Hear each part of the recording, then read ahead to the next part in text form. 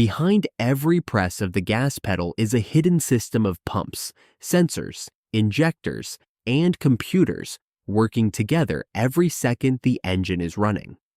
Most drivers never see any of it, but once you understand the basics, the entire way your engine receives and burns fuel starts to make sense.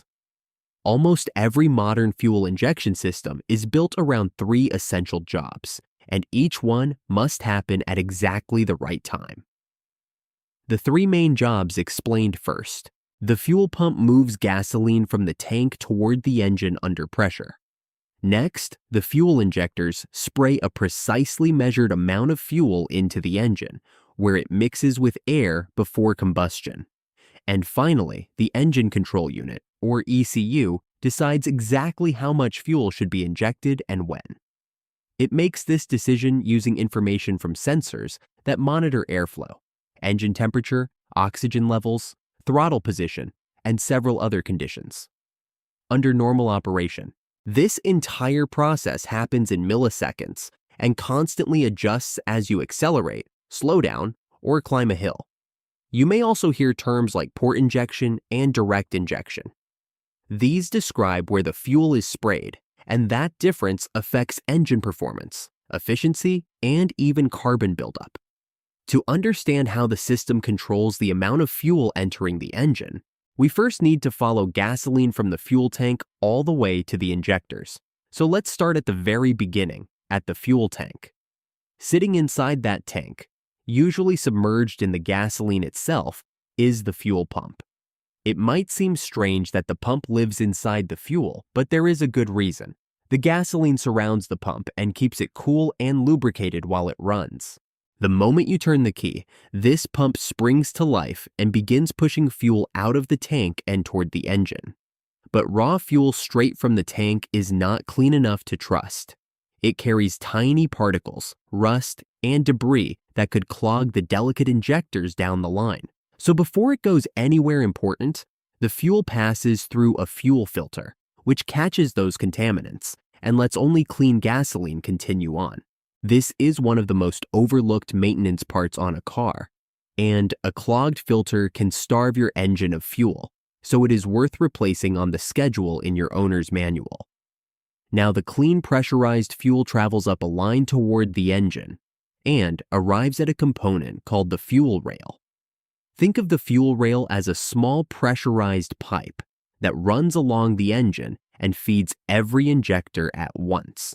It acts like a reservoir, holding fuel ready and waiting under constant pressure, so that the instant an injector needs to fire, the fuel is already there. No waiting, no lag. And here is where one of the most important ideas in the whole system comes in. Pressure has to be controlled. If the pressure in that fuel rail is too low, the injectors cannot spray properly and the engine runs weak. If it is too high, they spray too much and waste fuel. So the system uses a fuel pressure regulator to hold the pressure in that rail at exactly the right level, no matter how fast the pump is pushing. It is a small part doing a quiet but critical job, keeping the entire supply steady and predictable so the rest of the system can rely on it. Now the fuel has arrived at the injectors, under perfect pressure, ready to go. This is where the real magic happens, and it comes down to one clever little device. Let's talk about how the injector actually works. A fuel injector is essentially a tiny, extremely fast electric valve. Most of the time it is closed, holding back the pressurized fuel behind it. When the injector receives an electrical signal, a small internal coil pulls open a valve, and because the fuel behind it is already under pressure, it sprays out through a fine nozzle as a mist of tiny droplets. Then the signal stops, the valve snaps shut, and the spray ends. Open, spray, close. It does this thousands of times a minute, and the reason it sprays a fine mist instead of a stream is critical. Fuel burns far better when it is broken into a fine cloud of tiny droplets, because that gives it maximum surface area to mix with air and ignite cleanly. A solid stream of gasoline would burn poorly and waste energy. That fine mist is the whole point. But spraying fuel is only half of combustion. fuel needs air and the right amount of it.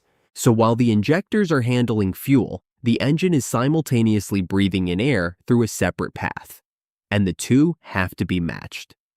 The ideal recipe is roughly 14 to 15 parts air to 1 part fuel. Too much fuel, and you get a rich mixture that wastes gasoline and pollutes.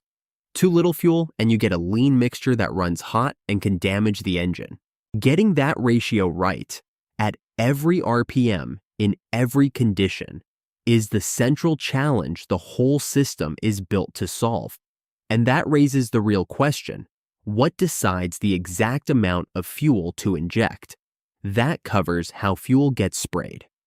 Now let's talk about the brain that controls all of it. That brain is the ECU, the engine control unit, the small computer we mentioned at the start. If the injectors are the muscles of this system, the ECU is the mind. Its entire job is to decide, moment by moment, exactly how long to hold each injector open, because the longer the injector stays open, the more fuel it sprays. We are talking about differences of milliseconds, adjusted constantly, but the ECU is not guessing. It is making these decisions using a constant stream of information from sensors placed all around the engine, and this is where it gets clever. A mass airflow sensor measures exactly how much air is entering the engine, so the ECU knows how much fuel to match it with. The throttle position sensor tells it how far you are pressing the gas pedal, so it knows whether you want gentle cruising or hard acceleration. An engine temperature sensor tells it whether the engine is cold and needs extra fuel to start smoothly or fully warmed up. And there is one sensor that makes the whole system remarkably smart: the oxygen sensor. The oxygen sensor sits in the exhaust after combustion has already happened, and it measures how much oxygen is left in the exhaust gases. Why does that matter? Because leftover oxygen tells the ECU whether the mixture it just burned was too rich or too lean. The ECU reads that result and immediately fine-tunes the next injection to correct it. Then it checks again and adjusts again, over and over, many times per second. This is called a feedback loop, and it is the reason a modern engine can constantly keep itself dialed in to that perfect air-fuel ratio, adapting automatically to altitude, temperature, fuel quality, and even engine wear. That is the core of the system. Fuel delivered under controlled pressure, sprayed as a fine mist, in an amount decided by a computer reading live sensor data. Now let's cover the one distinction you will run into most as a car owner. The bonus that explains a lot of modern engine quirks: where exactly the fuel gets sprayed.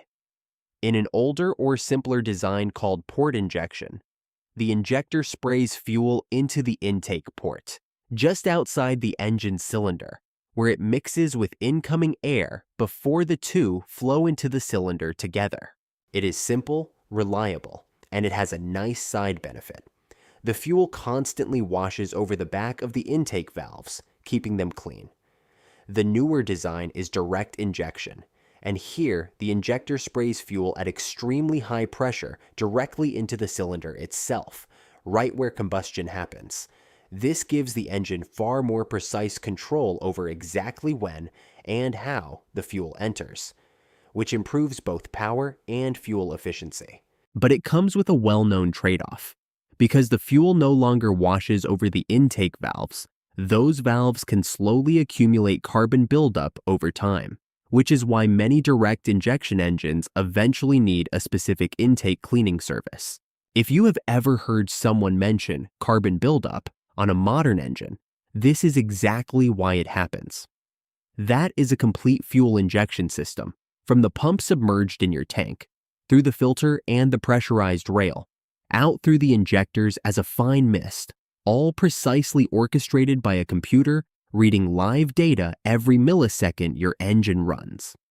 If this helped you understand how your car's fuel injection system actually works, go ahead and subscribe for more car breakdowns. Next, we can break down how the ignition system lights that fuel, how the air intake and throttle body feed the engine, or how the exhaust and emission system cleans up everything afterward. The more you understand what is happening under the hood, the better decisions you can make as a car owner. Thanks for watching, and we will see you in the next one.